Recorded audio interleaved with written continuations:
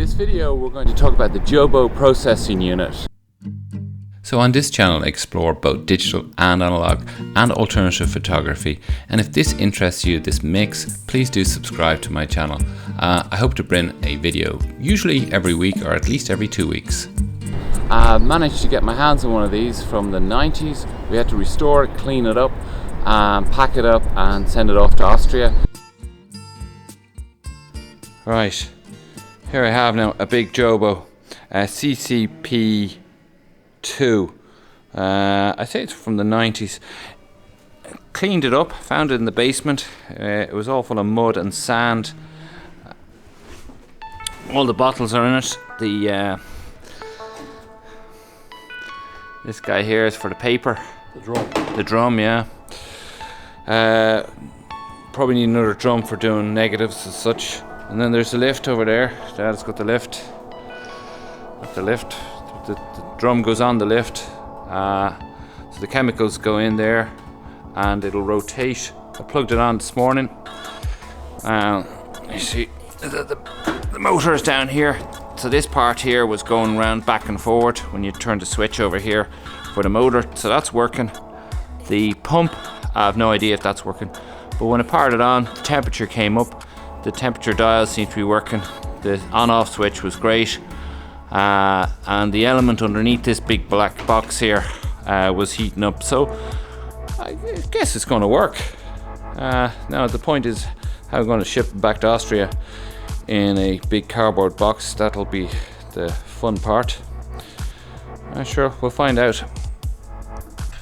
So what's next? Well, I'm waiting for the Jobo to arrive in Austria, to come over across the sea and arrive into Graz. Now that will take some time, I guess, maybe by the end of this week. So for those of you who have no idea what a Jobo is a processor for film and paper.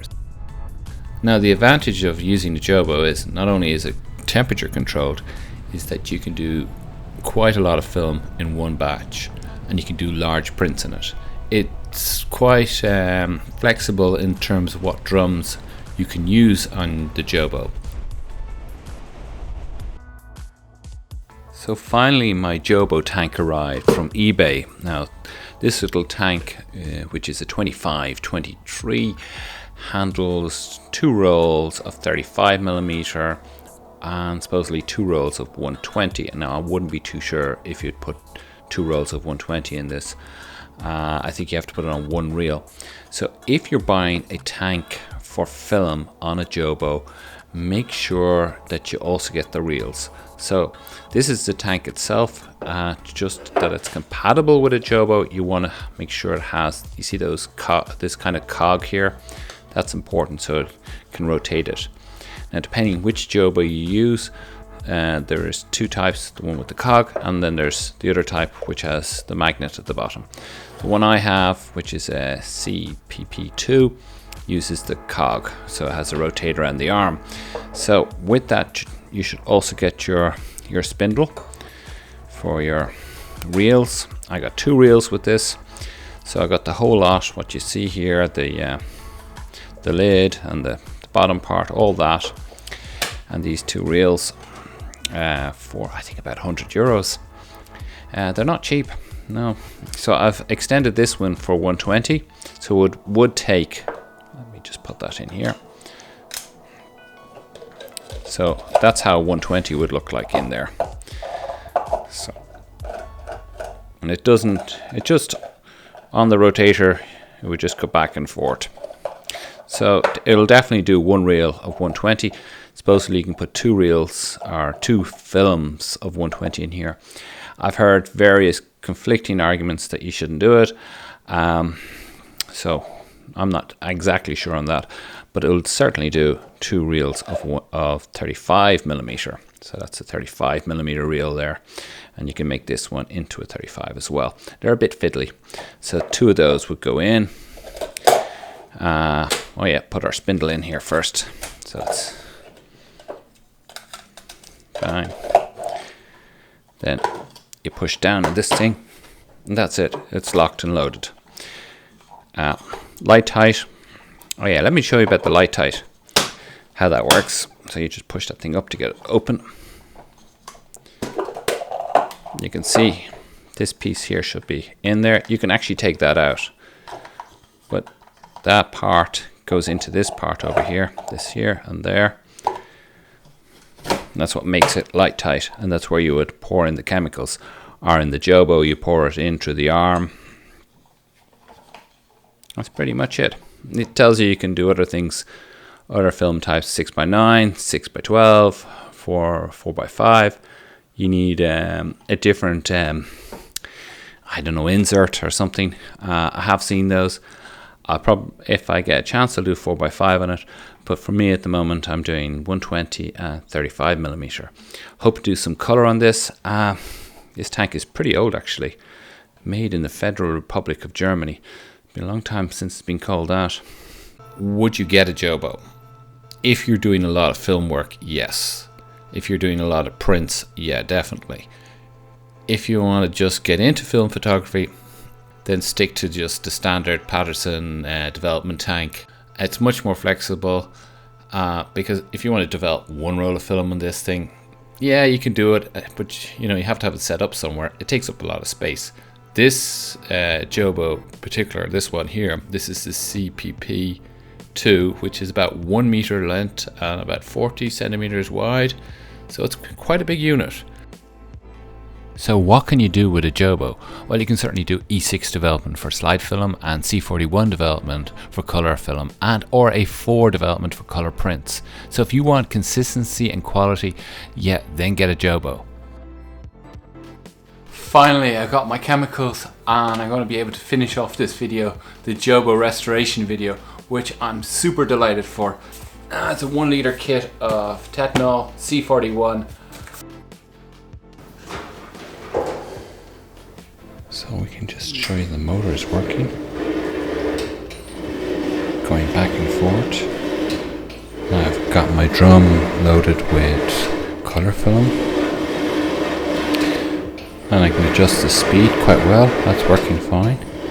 But I'll be using the number 3 here for the color development once it gets up to temperature. So I was wondering why my Jobo wasn't working.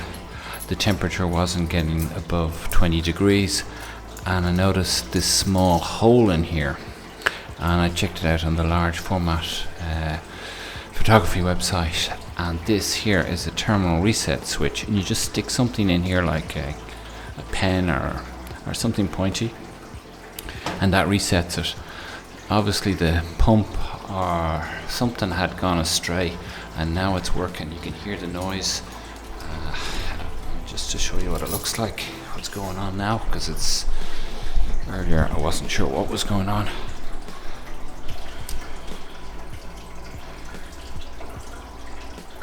So the water has gone up. It pumped the water and the pump is working, and it's now around the drum here. Our temperature is rising. Let's just focus on that there. Temperature's risen up to 22.8. and hopefully it'll go up to my 38 degrees. So let's put that in there, and it looks like it's rising. And you can hear the sound of it too. So this looks good. Yeah, it's running. As you can see, the drum moving back and forth. The pump is working. I'm really happy. So as my lift arm is missing on my Jobo, and there's a few little clips that are broken on the lift, and I need a bit further repair, but it is working. As you can see, the drum is moving around and the chemicals can be put in through the top of the lift and they can be poured out through the tube at the back.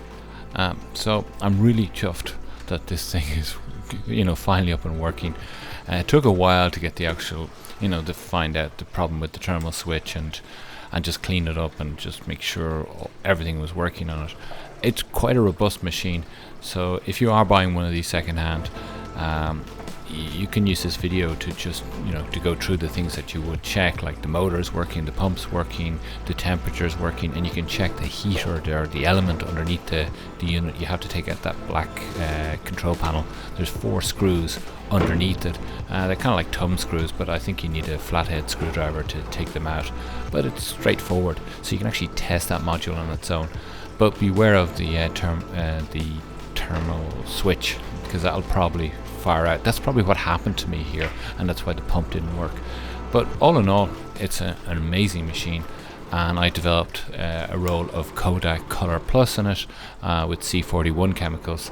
I'm going to show you some of those images, and there will be a follow-up video more on the Kodak Plus. Okay, thank you for watching. I hope you've enjoyed this video. If you have any questions about the Jobo, please leave them down in the comments.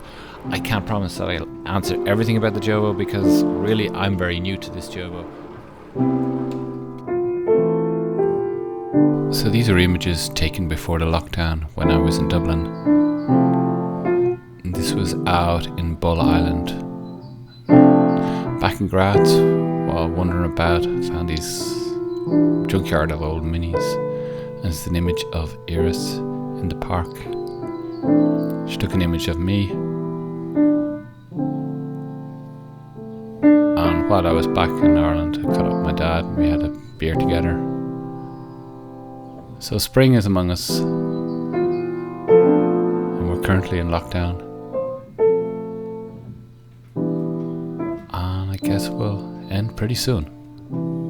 So I hope you enjoy these images. If you haven't already subscribed, please hit that subscribe button. Don't forget to hit the little notification bell, and hope to see you on the next video. Goodbye.